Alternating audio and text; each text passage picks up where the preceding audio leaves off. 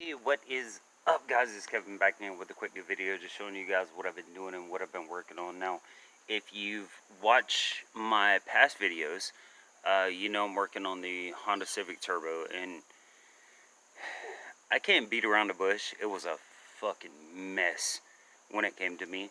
Had to put new bearings in it, rod bearings, new pistons, piston rings. I had to set up a bunch of stuff that you shouldn't have to do unless somebody fucks it over. But let me show you guys how it came out. The owner is actually about to pick the car up here in about 30 minutes. So I just wanted to show you guys and give you an update. The car is pretty much done. You know, it's got weird things going on here and there. There is a hose over here,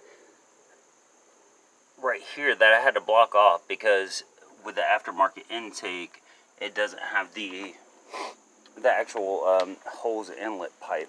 But let me start up for you real quick. And I put the center console back into it, as you can see there. But yeah, this thing actually runs really good now.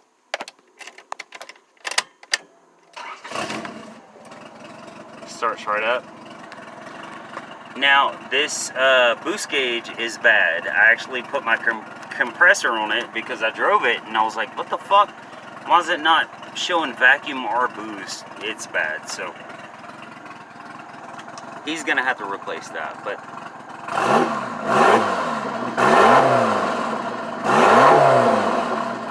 there is no ticks, no knocks. There is a check engine light, of course, because the car doesn't have O2 sensors or anything like that. Now, when I actually got this thing running, it was revving up and down. So, and because it doesn't have an exhaust on it, it sounds different than if you do have an exhaust on it. Because if anybody has a Civic that had a bad idle air control valve, you know it'll go. But this was going like woo. So I had to take the idle air control valve off, clean it. Now, I did pay for the rod bearings and all that myself. Like I said, this whole thing is $500, which, like I said before, is half of what anybody would charge to get it right. And he came over here a couple days ago, and that's exactly when I got it running, and it was idling up and down. It was idling up and down. And another thing is that the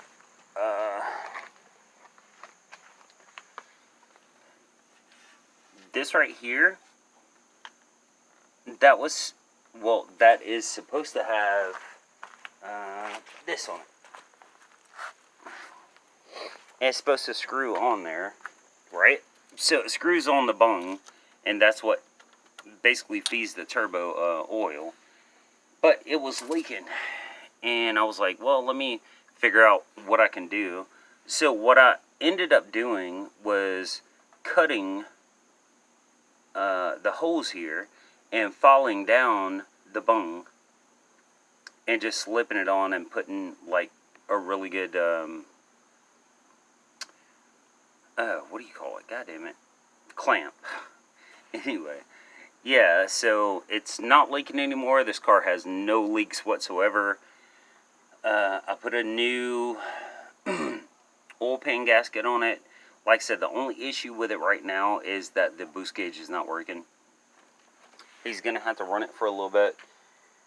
Get it broke in because, you know, break-in time is like anywhere from 200 miles to 400 miles. Hopefully he does that, but the car as it sets is great. I mean, it shifts great, it runs great. No kind of issues other than, as you can see there, not having an exhaust and not having O2 sensors. But, yeah, that's pretty much it. So, got this thing done. He's going to pick it up in a few minutes, and I guess I'll talk to you guys later. Peace.